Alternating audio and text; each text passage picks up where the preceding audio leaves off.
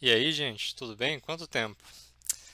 Conforme prometido no último vídeo que a gente fez sobre APIs, hoje começa uma série nova aqui no canal, que é uma série para a gente falar de código, desenvolvimento e também da parte pessoal, né? Que são coisas que estão além só do acervo técnico do profissional, né?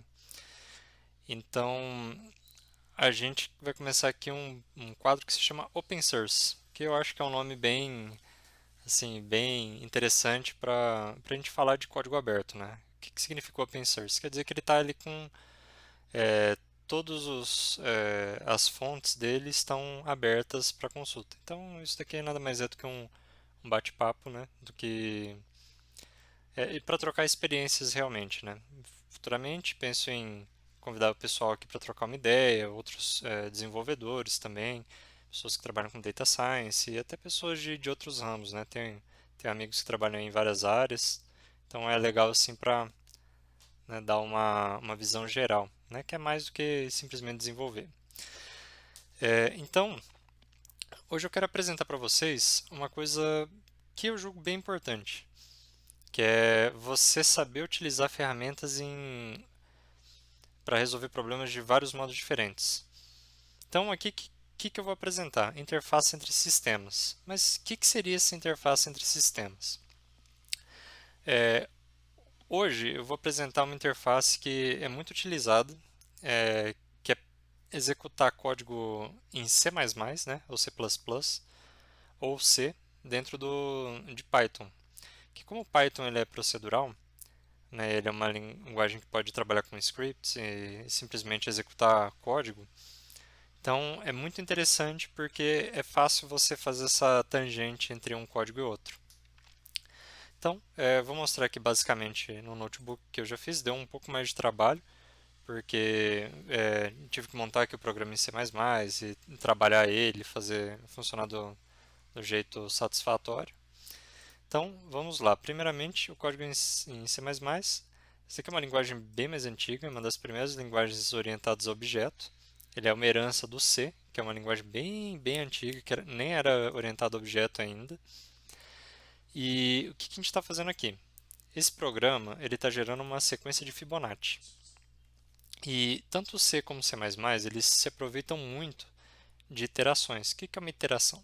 É pegar e usar o próprio código para ele gerar o resultado que ele precisa. Então aqui ele faz isso, ó, ele pega e como que a gente calcula Fibonacci? Fibonacci a gente pega um número anterior e o anterior a esse, ou seja, os dois últimos números, para você retornar o número da sequência desejado.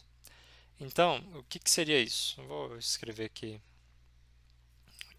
né, para ilustrar isso. Então, deixa eu arrastar ele para cima.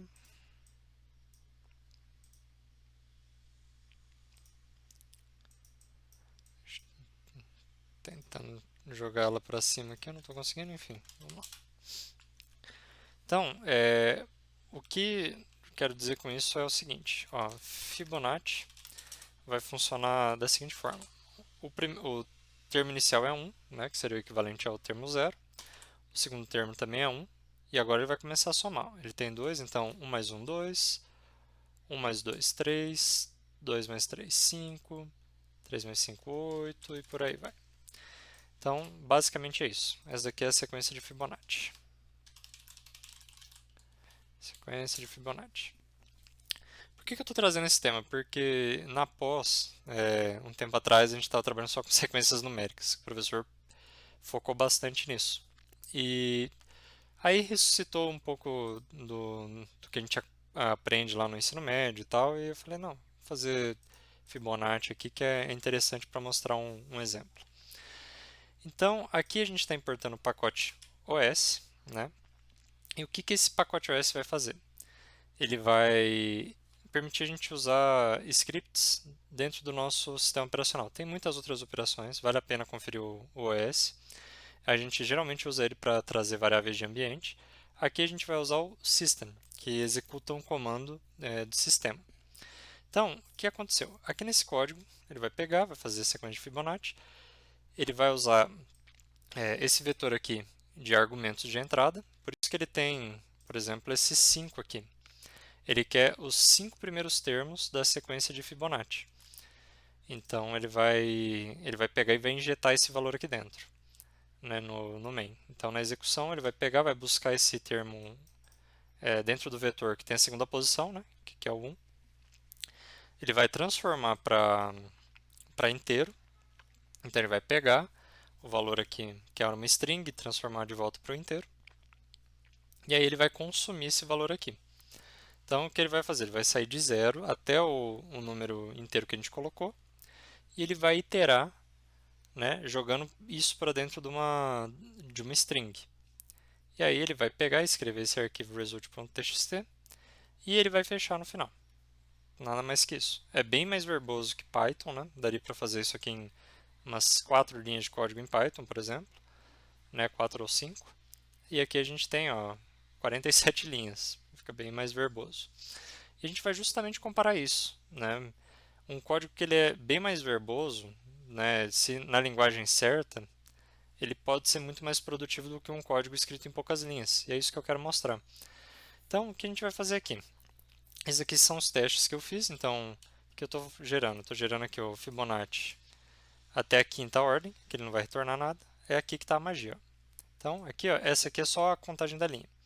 Então, ó, ele está aqui, ó, 1, 2, 3, 5 e 8. Então, ele foi ó, do 0 até o termo de número 5, né? 0, 1, 2, 3, 4, 5. Então, aqui se eu quisesse, eu poderia gerar, sei lá, até o sétimo termo, né? Aqui, ó. Então, ele vai vir aqui até o oitavo termo, na verdade, né? E vamos lá. Então, esse aqui seria um código para pegar e interpretar esse resultado, né, dentro do Python. Ou seja, a gente vai consumir o que já está presente aqui nesse result.txt. Aqui a gente vai fazer umas transformações e aqui pegar os valores. E no final a gente vai juntar tudo aqui usando o join. Então seria, por exemplo, aqui seria print, por exemplo. Seria o join, ele utiliza essa sintaxe aqui. Né, ele pega primeiro o termo que vai juntar a galera, e aí ele pega os elementos aqui de uma lista. Então ele vai pegar o join do result underline vector. Aqui ele vai printar, ó. Ele printa os valores certinho para nós. Então aqui eu estou carregando simplesmente, eu estou só fazendo um programa que você coloca o número de termos que você quer, e ele vai abrir esse arquivo que vai ser gerado ali. Então ele vai executar o programa. O programa nada mais é do que esse .exe aqui, que é gerado por esse compilador, que chama devc++, né? E aí ele lê o arquivo, lê todas as linhas, e ele faz tudo isso aí de modo programático. Então se a gente fizer aqui 8 linhas, por exemplo, ó, ele vai pegar, vai vir aqui até o elemento com o valor 34. E aqui a gente tem Fibonacci na sua forma do Python. Então a gente tem aqui ó, o código do Python, a gente não vai salvar no arquivo. E aqui a gente vai usar um pacote que chama ClockPy. E esse pacote aqui eu montei ele porque é muito chato fazer contagem de tempo. Aí tem que usar o timeIt, é uma função mágica aí. Eu não sou muito fã. Aí eu montei esse pacotinho aqui, se você quiser baixar é só fazer um pip install ClockPy. E aí o que você faz? Você cria ele vai iniciar a contagem de tempo aqui, e a cada checkpoint que você fizer a instância, e você pode marcar uma label nele para mostrar o que está acontecendo aqui, aí ele vai pegar e vai juntar todos esses checkpoints, e no final você consegue ver quanto foi gasto de tempo em cada etapa, entre um checkpoint e outro. Então aqui a gente vai fazer o quê? Comparar a execução. A gente vai pegar, comparar o método da interface de C++ com o método Fibonacci nativo. Então aqui a gente simplesmente vai pegar o n e comparar aqui, ó. A gente vai fazer a saída lá, né, printar a saída e aqui a gente vai comparar. Então vamos lá.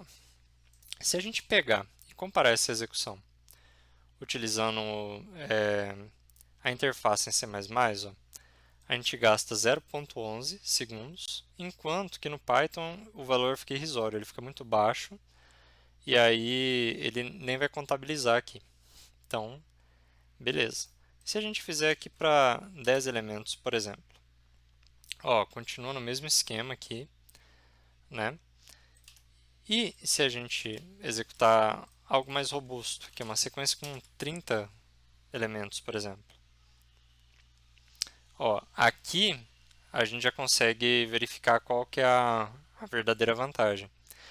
Percebam que a execução em C++, ele grava um arquivo, a gente carrega o arquivo e ainda printa, né, junta uma lista, faz o tratamento, é mais rápido do que fazer a execução nativa utilizando o código em Python.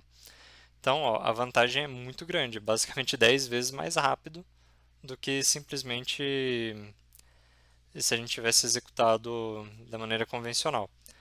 E aqui só vai aumentar essa diferença aqui, essa margem só vai aumentar se a gente pegar e colocar, sei lá, 50 termos, por exemplo. Talvez vai dar até problema aqui, porque 50 termos já fica um valor bem alto. É que ele escala muito rápido, né? A sequência de Fibonacci. Vamos ver se der problema. Ok, valeu aí a tentativa.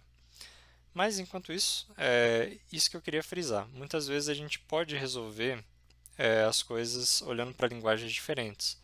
Muitas das melhorias que a gente vê numa linguagem, elas são resultado do que outras linguagens têm a oferecer.